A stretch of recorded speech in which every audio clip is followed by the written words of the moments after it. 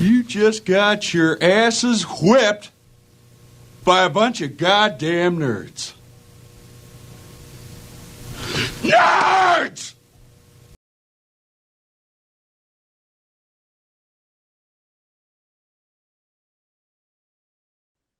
Welcome to the Nerds Podcast, and we're here. More Star Wars, more Andor. We pick up these next 3 episodes that get us closer to BBY1, and that is where the Rogue One movie begins. This is the second round of the releasing of season 2, and we are here to discuss our thoughts. But please make sure you like, subscribe, hit that bell, and just to get into the latest shows and movies that we're going to discuss, especially it being May the 4th weekend. We're going to have probably a special show for you coming very soon. And these episodes for Andor are called Ever Been to Gorman? I Have Friends Everywhere, and What Festive Evening. Co and Pete are here to discuss Andor, and here it goes. Co, we've Talk to me. discussed in prior shows how we prefer these shows to come out. And, we've had Daredevil where they'll come out with 1, 2, 1, and they switch it up. We have Netflix that always brought out the shows, bam, bam, bam, bam, all in one season. How are you feeling about this format of 3 episodes per week? Man, let me tell you, I love it because it seems like I get enough and still have this anticipation to see what's going to happen next. So we're having 3, or, it feels like a whole movie, an extra movie, given that these episodes run about 50 minutes or so per. But I absolutely love the 3, 3, and 3. For me, when Spider-Man did that, they had a different format where it was 2 and 3, then 2, then 3, or so on and so forth. I forgot the Spider-Man one. And then you have Daredevil, which is 1 per week. Personally, I definitely like the 3. It gives you an opportunity to, if you want to, I watch them all in a row, so it feels like one grand movie. But if you want, you can take your time, and by the time you get to the third one, the next 3 episodes are up. So I totally love this. So this is your preferred format moving forward, if you were to decide? Honestly, yes, because there's so much content that's coming out constantly, right? So if right, so let's take Netflix for instance. Netflix will give you the entire season. Um, then you have let's say Disney or other shows that would give you just 1 season per week. Excuse me, 1 episode per week. I actually like the um format where they give you a little bit but not too much and still give you that anticipation. I think this is a perfect formula going forward if those that do the streaming go this route, because again, like I said prior, it gives you that opportunity to just watch as much as you want, get as much as you want, because there's so much to take in within 3 episodes that it fulfills me all the way to the next time the next show is going to be.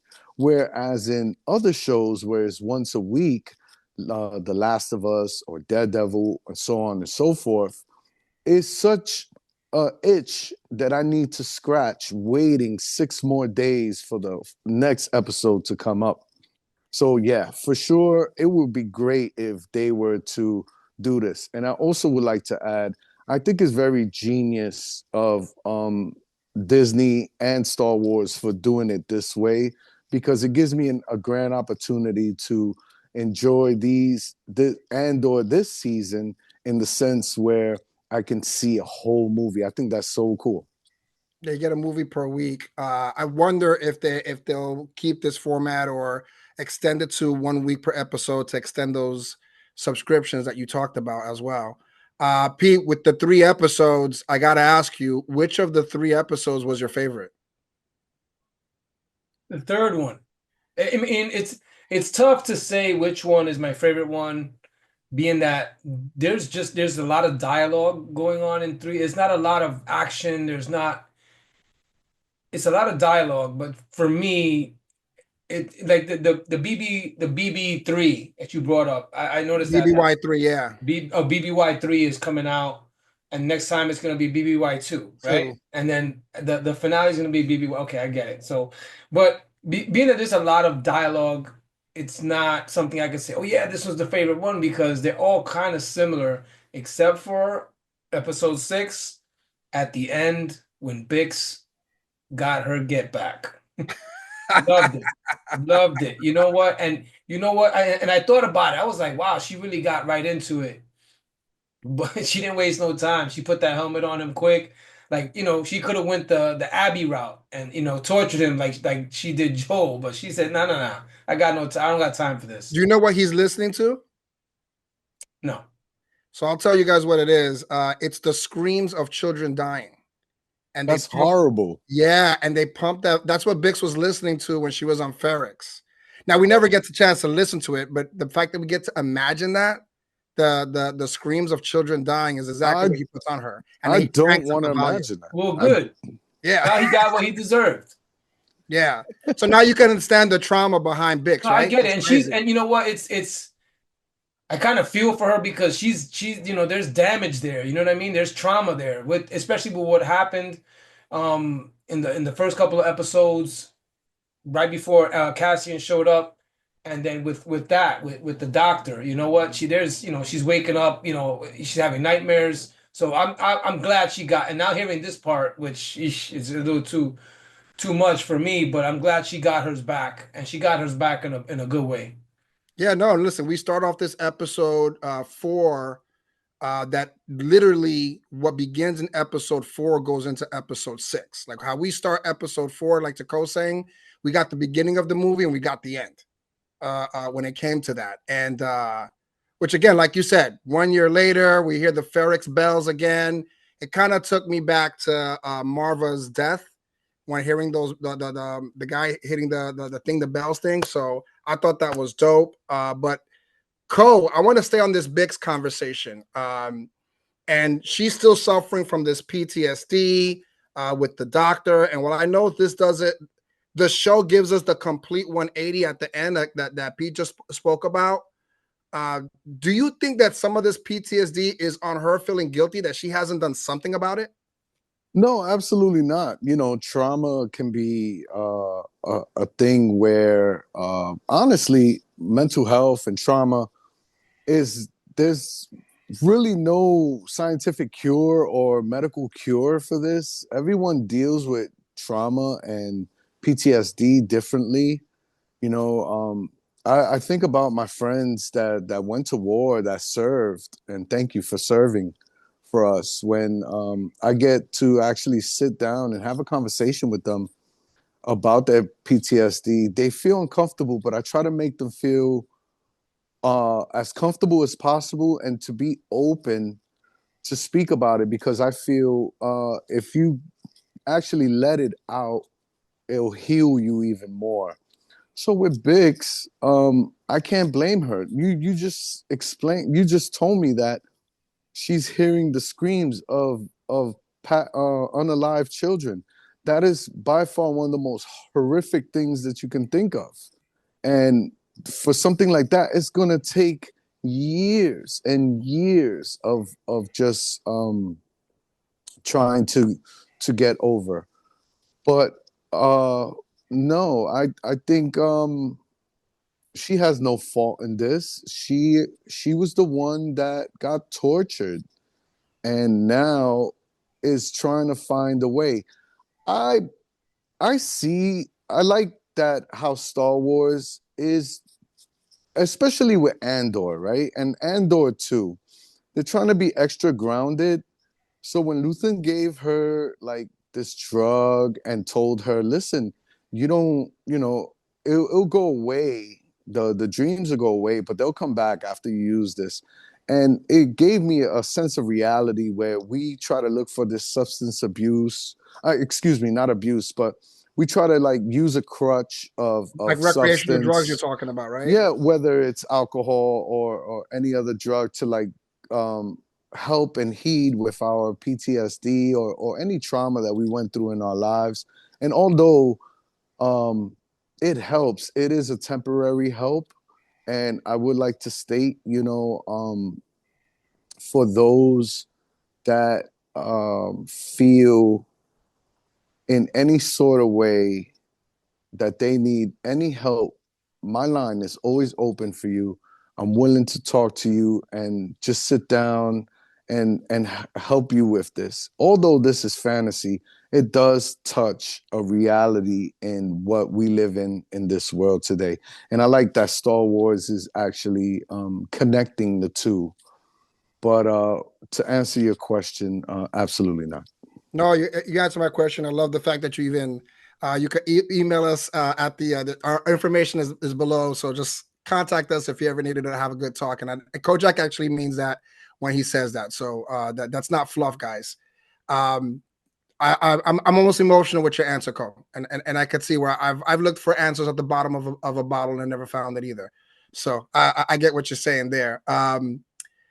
So we now, after that scene, they take us to this beautiful planet of Gorman, where Cyril is now kind of stationed here on thing. When I was shocked because we saw him in Coruscant before and that other planet, and he seems to know that that things aren't right, that people are kind of watching him. I kind of felt that, but he's talking to his mom, and she tells him that he's being played, that this is not a promotion and at his current station. And so, Pete, are you convinced that Cyril is completely blinded by the Empire's dreams, or can he actually turn to the rebellion and see things that the Empire is doing? Because he's also kind of being a little done dirty by Dedra as well. Could you see where he turns and goes to the rebellion? No. No, I think he's gonna be. I think it's. Listen, I think I think Dedra standing up to his mother. I think that holds a lot of weight. So I And I think gotta say, I didn't know I needed that in my life. I didn't know I needed that scene in my life. I think she's good. She kind of has a big say in what I think which way he's gonna lean. That's just me because the fact that she did something for him that he never could do, and you saw him on the bed just like spent, like just I just can't anymore. Grow up. Yeah, absolutely. It's sometimes it's time to be a man as well. But the fact that don't want to dig too deep onto this, but psychologically, it looks like she may have kind of replaced his mother in the fact that she was assertive with the mother. You understand what I'm saying? So if he needs that like type of figure in his life, and his mother's not around, because look, she's already planting. Oh yeah, they're playing you, whatever. That's because she knows she's on the outs. Dedra came and took over, stiff armed her, got her out of there, and now it's different when your son has a woman in his life. You know what I mean? Yeah, no, it's I think it's hard sometimes for mothers to let go. And I don't 100%. think Cyril, I agree with you. I don't think Cyril has the backbone to go against the Empire. He's developing it though, it seems like. Which is why I asked the question, because I can see where it happens, because he seems like he wants to do the right thing, but it's difficult when he said this is the best day of my life, because one of the generals complimented him. So I'm curious about his story arc in a second, because he didn't want to ruin the day by saying this is the best day of my life. And he asked that question, didn't he? He goes, does that mess things up? Mm-hmm. All right. I love this. Lonnie Young is the Luthen's mole that's inside the Empire. He has kind of that stash. He was helping Any guy. Yeah, he was he was helping the assistant with the whole turning of the Yes. What you call it, the bug. And he, again, they're in a conference. They're saying that they're arresting people, more people than they can process. I just think that he's doing this so he can leverage just kind of more information amongst his peers. And then we have Mon Mothma lobbying with all the senators, talking to them. Even this, you know what, I was kind of shocked that the senator from Gorman was actually saying, I can't support your bill because the emperor, I risk upsetting the emperor. And again, I think that has to do with a lot of politics where senators and government people follow not to get the wrath of someone else. And so I want to stay in Gorman right now. And the city in Gorman is called Palmo. They have this council meeting, right? And it reminds me of like French Revolutionary. And just give you guys a heads up, the language that they're speaking in Gorman is new to Star Wars. They actually created this dialect for the show. So it's not French, but it's supposed to sound French, but it's not French. And they think they can get this information from Cyril Co. Like they're bringing him into the fold. What do you think of them trying to bring Cyril in on their side? Well, it seems to me like everyone's trying to get Cyril on their side, right? The mother, Dedra, the French Revolutionary Star Wars guys. I agree with you. I never And thought that, about that. yeah, they the thing is, everyone is starting to see that he has no confidence. And with him, he what he needs to do is actually put his foot down and choose a side, right? Either you're gonna be with the Sith, the Empire, or you're gonna be with the rebellion.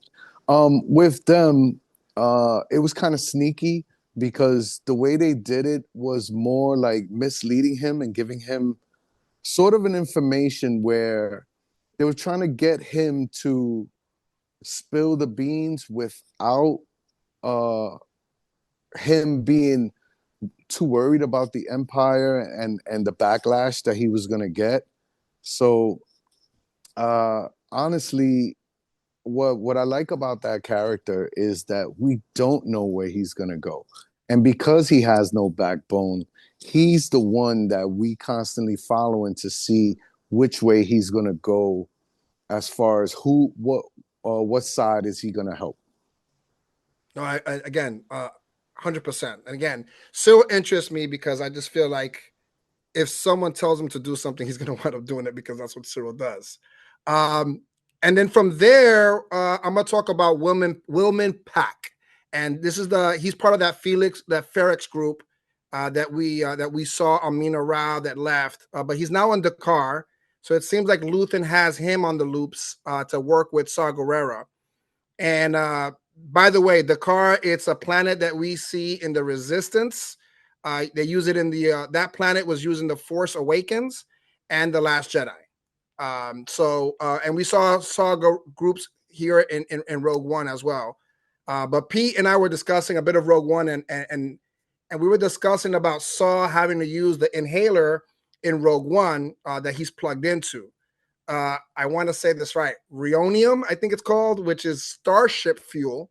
So these big starships, you've always seen in Star Wars, the fuel that they use, if you inhale it, it's going to burn your lungs. If you touch it, it's going to burn your skin. And this particular fuel is from Saw Gerrera's planet, and it reminds him of the planet and his sister. And of course, those Star Wars people know that his sister died in Rebels, which they showed that arc story. But let's move on to episode 5. And two quick Easter eggs.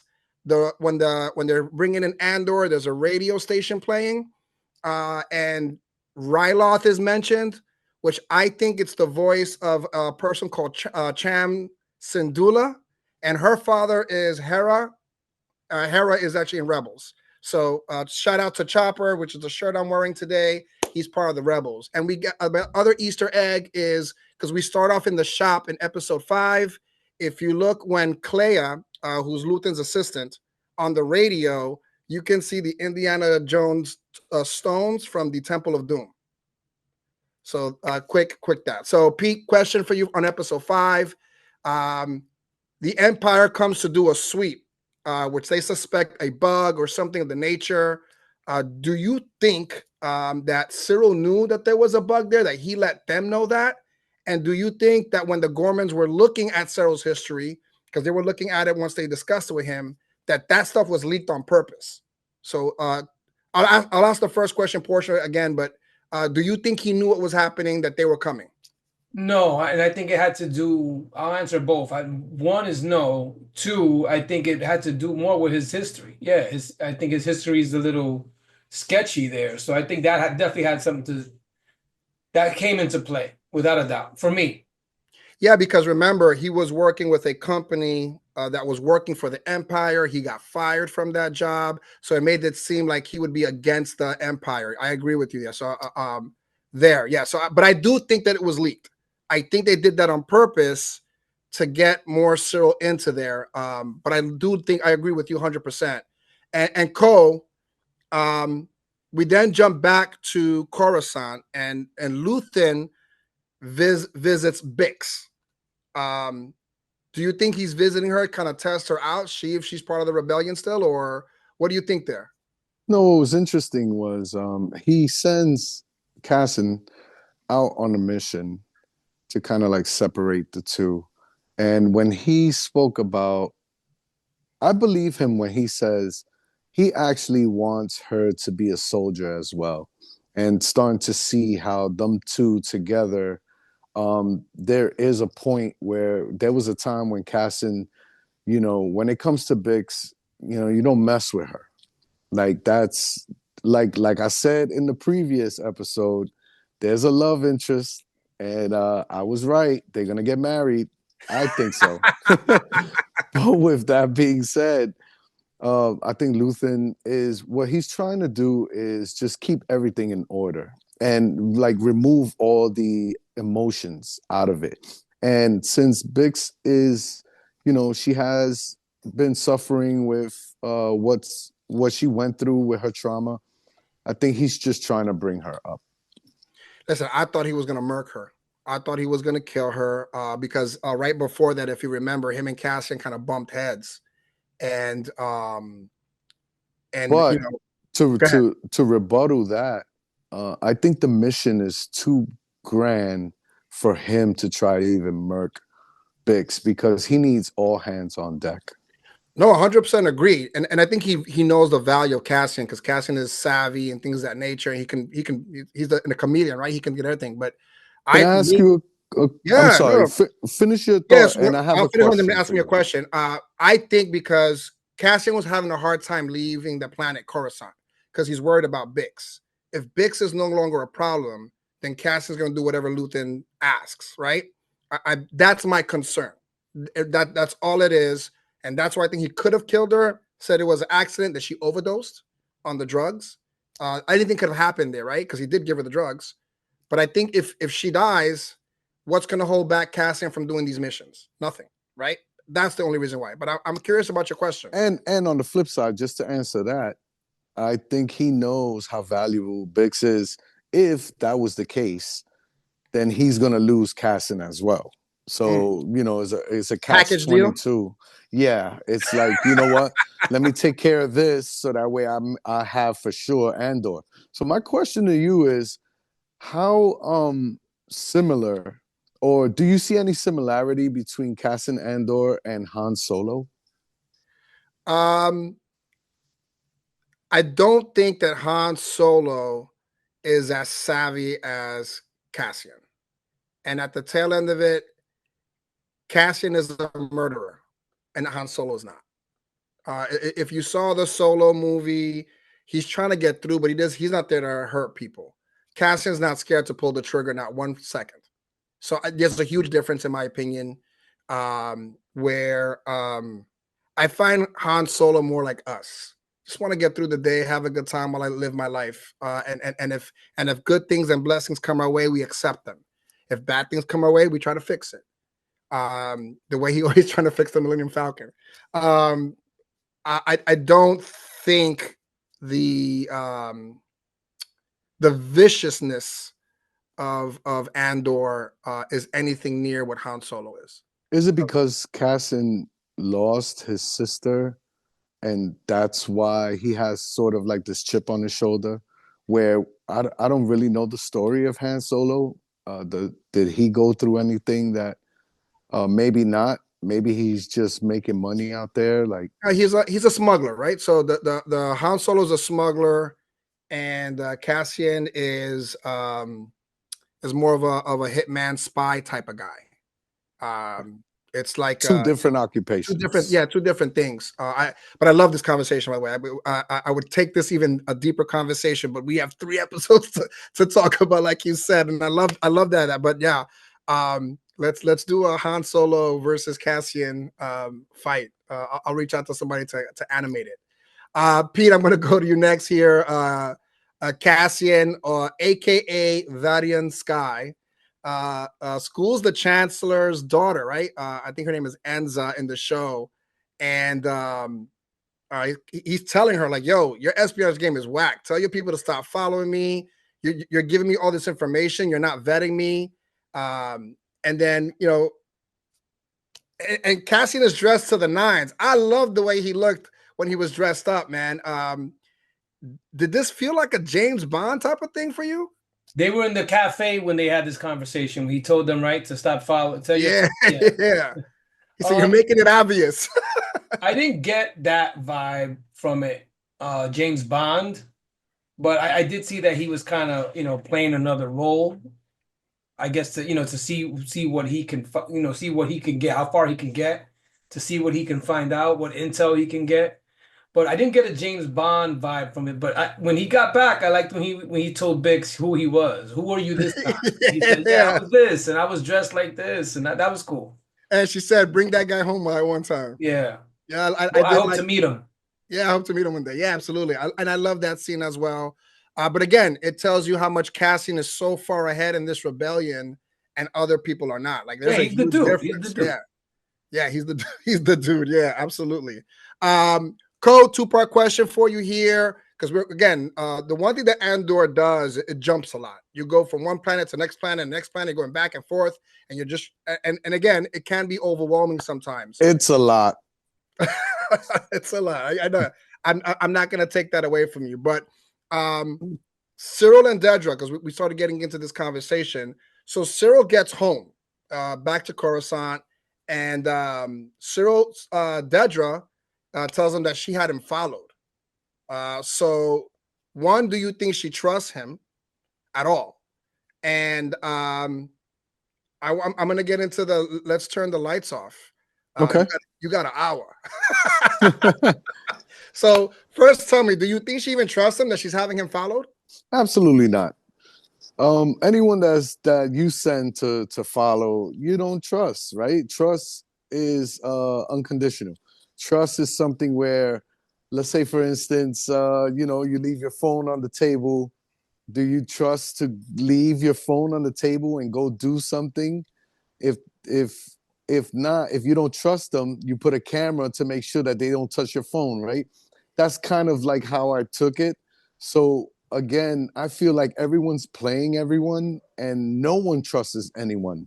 So even with her knowing she has a small grip on on Cyril, I 100% believe that she trusts no one and she wants to make sure that her agenda is legit. So it's all about her glory. Absolutely. That's what she's looking for. And then, how did you feel in that scene where, he's like, "I only got an hour." She's like, "No, you got to go visit your mom." Because remember, she made the promise to her mom that he would have to go visit her. Again, as long as she does her job, his mom is out. But she only gave him an hour. What did you think about that scene? I think it was nothing but passionate love. It's about time. I mean, the man should get rewarded. I love they don't go into depth into it, and it gives us an idea of what they went through. Was it passionate love or was it a nice hour nap? Doesn't matter. Let's get together, let's cuddle, and let's just forget about what's going on. And maybe Dedra was using that to her advantage to get even closer and showing the confidence that, hey, I had you followed, but I trust you. I love it. I love it. Yeah, no, listen, it's all love, no war, right? It's called Star Wars, not Star Love. Hey, I want to see Sarlov. We go back to Dakar, where Saw Gerrera's group is at now, and he's talking to Pluty, who's learning how to use this mechanism to pull the fuel. Because if anything goes wrong, boom, everybody's dead. And once Pluty had asked him which station, he goes, I can only get one. If you give me one, then I can actually get it done. Just tell me where we're going, because each place has a different code. That's why he had to memorize all 8. But I got to give it to Forrest Whitaker, man. When Pluty is talking, if anybody just focus on Forrest Whitaker when he's asking him, just tell me the place, and Forrest Whitaker picks it up. But you got to look at the face. Pure acting. I love it. I hope people focus on that scene right there. But Pete, I got to ask you this question straight up. Did you think that Saul was going to shoot Willman or Plutty? Well, I wasn't thinking he was going to shoot anybody. I just thought he took it out. You know, look what happened, you know, later on when this guy pulled out the gun and he didn't use it. So, you know, maybe, you know, a lot of people don't have the guts to pull the trigger. So I didn't know what he was doing. Maybe he was, I didn't know if he was doing it to intimidate or whatever. I didn't think he was going to shoot anybody. But then when he did, was shocked that he shot the other guy. Yeah. I found it because the guy was asking him questions. So he's an Empire spy, and they actually caught him with a comm. I think it was at the end of it. They he pulled something out of his pocket. Yeah, so he had a comm that he was going back to the Empire, and I do love it that we get the Star Wars feel as they're heading out, and you see the hyperspace and them flying out. That was actually super cool as well. Pew pew pew pew pew. Now, again, going back now to Gorman again, because like I said, this is the way they're filming the show. And I want to say this real quickly. There's a huge difference between someone being revolutionary in the sense of trying to put new laws out and people fighting, and there's a difference between a rebellion that wants to take over or get something back. So Cassian talks to, I want to say his name is Ryans, the kind of the guy that's the head of the Gormans. And he tells them it's a horrible plan. He's like, this is horrible. And that they can't do what they want to do because they can't run anywhere else. They're stuck on this planet, and that the fight would be meaningless. And we get to a real place back with Saw Gerrera, and they're stealing this starship fuel, right? And I think Forrest Whitaker does a phenomenal job with that monologue when he's talking about the fumes and his planet, and he goes, this is my sister.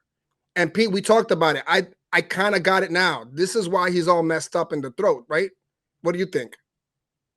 Yeah, I mean, he was willingly inhaling that shit. So yeah, I mean, and not, let's not just say that this is fuel for these ships. Any type of fuel or fumes that you're just gonna sit there and take a deep breath and inhale, it's gonna mess you up anyway. So like, did you see how Willem was acting when he was taking in those fumes? Yeah. Man, that was crazy. Yeah. Listen, I've burned out my lungs with some cigars sometimes, but taking that was crazy just to see that. And the fact that he convinced them to take off his mask, that was wild. I think he did it on his own. I think because of what happened to Willem's father, right? Because he was the mechanic that they killed in season 1. And there's even a point where that guy Pluty goes, where did you learn this? He didn't even answer because his father died because of the Empire. And I think he took it off because he wants to take in this rebellion. He doesn't want to feel the pain anymore. He would rather feel those fumes to be part of the rebellion. So I thought that was crazy. Then we get to episode 6. Which again, like P, is my favorite episode. Cole, was episode 6 also your favorite episode? No, I actually like episode 2. Okay. Well, out of these 3 episodes, 4, 5, 6. I like 5. You like 5, okay.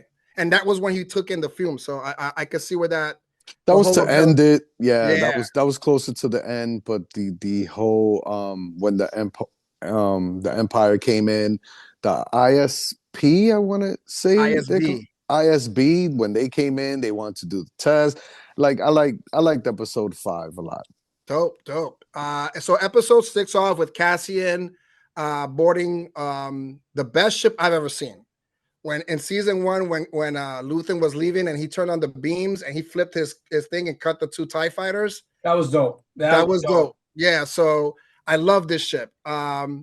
They discussed the operation of Gorman, and Luthen is pretty brutal in his perception. He doesn't really care. So, Pete, I'm gonna ask you this question: do you think that Luthen is okay with Gorman being burned and whatever it takes to make martyrs, kind of in a sense, of these people, so that they can get some support on the rebellion side?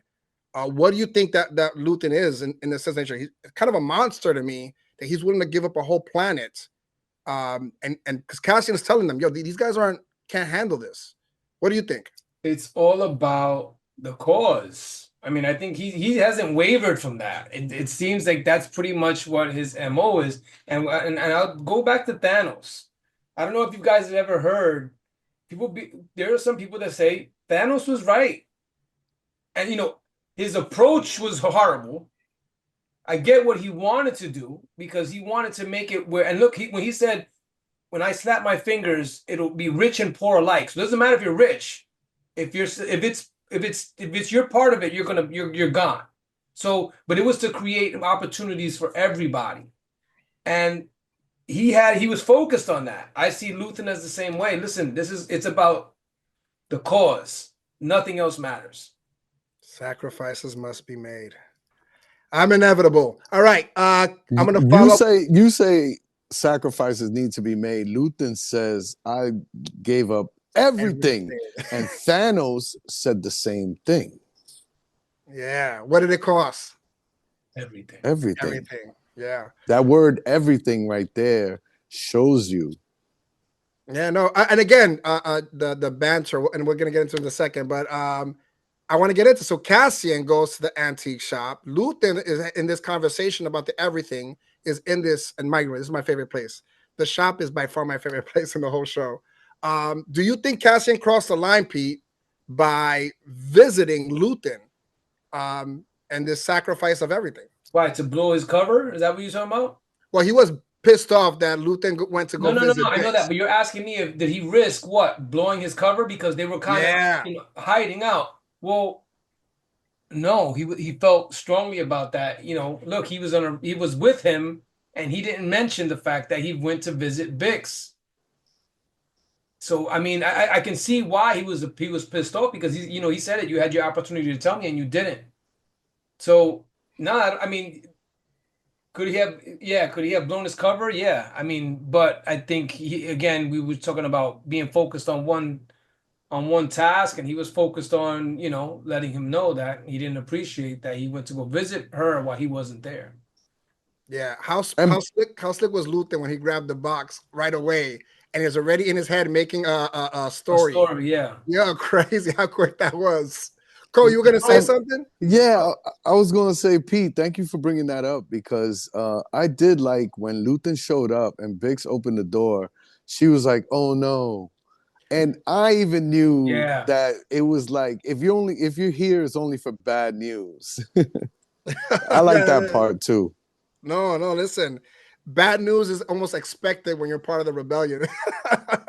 Okay, so let's get back on track. Cinta, who we last saw driving away to assassinate Tay, Vel, which is Martha's cousin.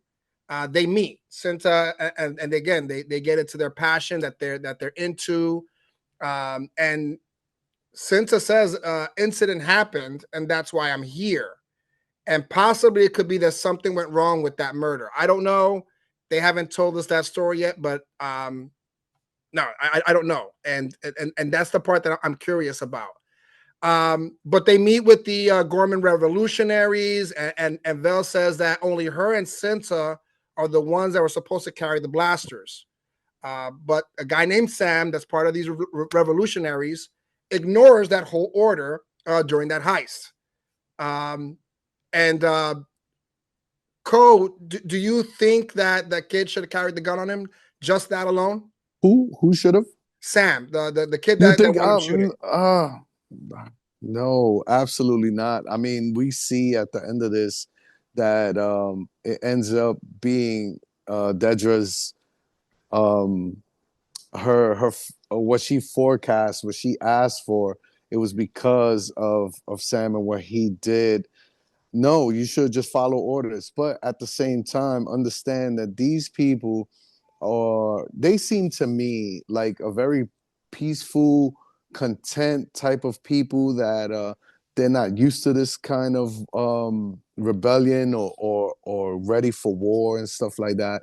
So you can't be too surprised that he just lick a shot for and carried his gun for, you know, for what it is. I would have carried my gun if I'm doing a heist and two people got guns. I'm gonna have a gun too. That's just me. Um, so now we go back to Coruscant, and it's the first time that we see an oath keeper, right? So all these new senators, everyone just got elected. That's why they had that party that we saw. Um, Mon Mothma's is trying to take this oath, and it's the first time we see the Imperial logo on her. That was crazy for me. It was on her pod, and she's almost to tears with disgust in saying this oath. Quick thing, Bail Organa, who is of course Leia's stepfather, is shown in here. I didn't catch it the first time because I'm used to Jimmy Smits playing that role, and Jimmy Smits, I guess there was a conflict of time, and they put in Benjamin Bratt as Senator Organa. And I'm okay with it. I'd rather that than the Tarkin CGI that they did in Rogue One. I disagree with that. I like the CGI. I think that it's pretty cool. Yeah, it might not look great, but keeping the same actors keeps the story for me legit. Now I understand that the CGI is not great. Yes, blah blah blah. I am a firm believer that keep the same actors, if especially if it's CGI, unless that actor passed away.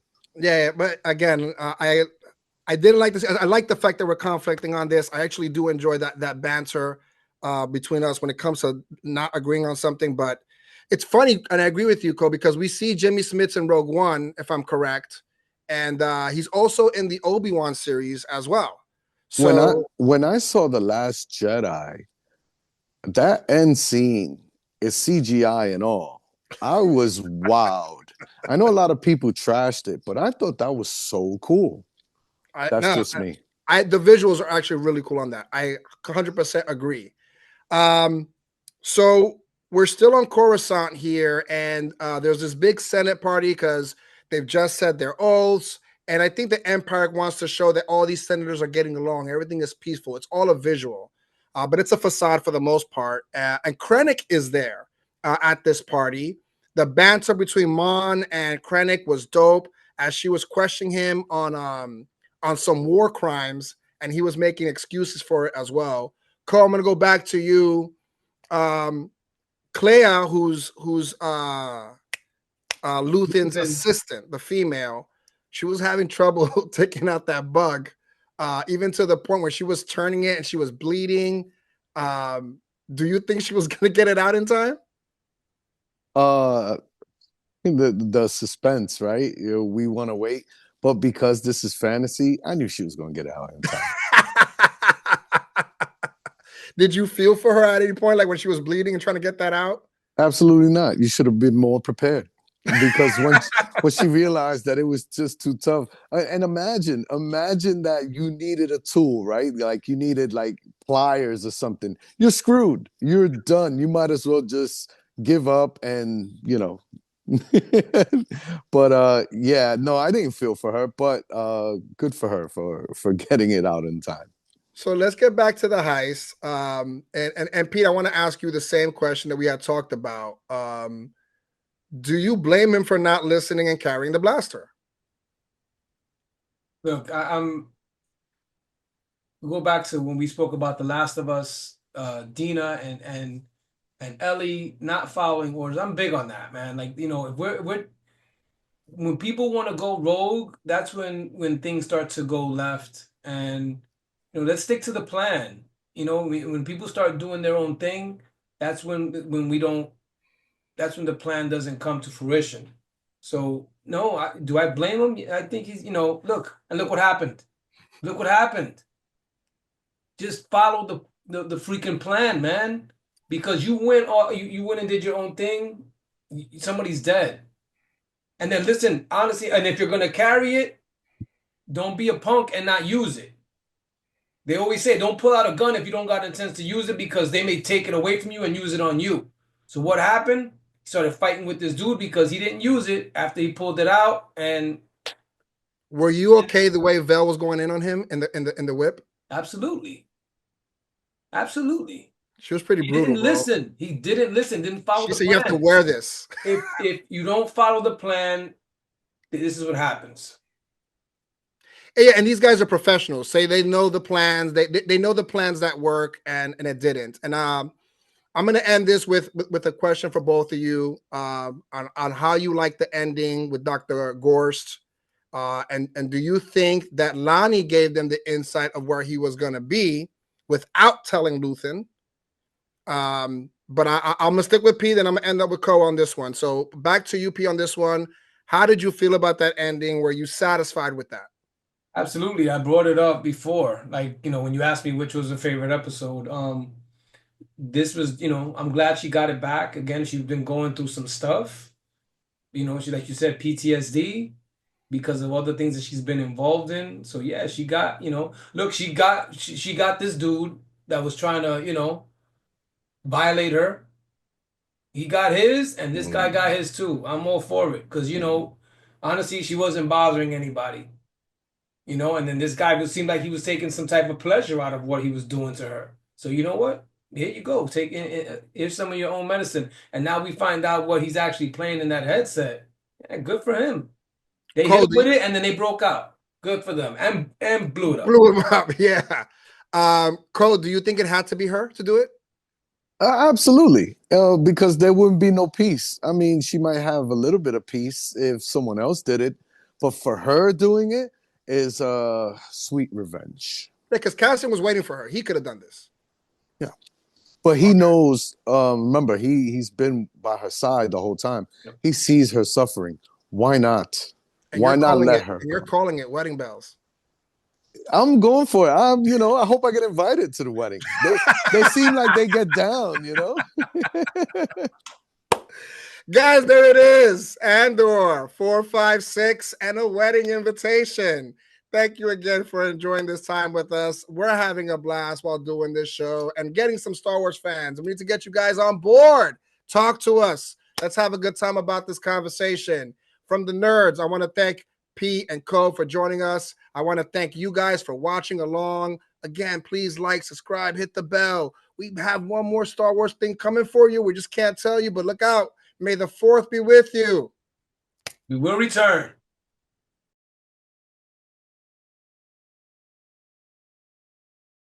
The worst episode ever.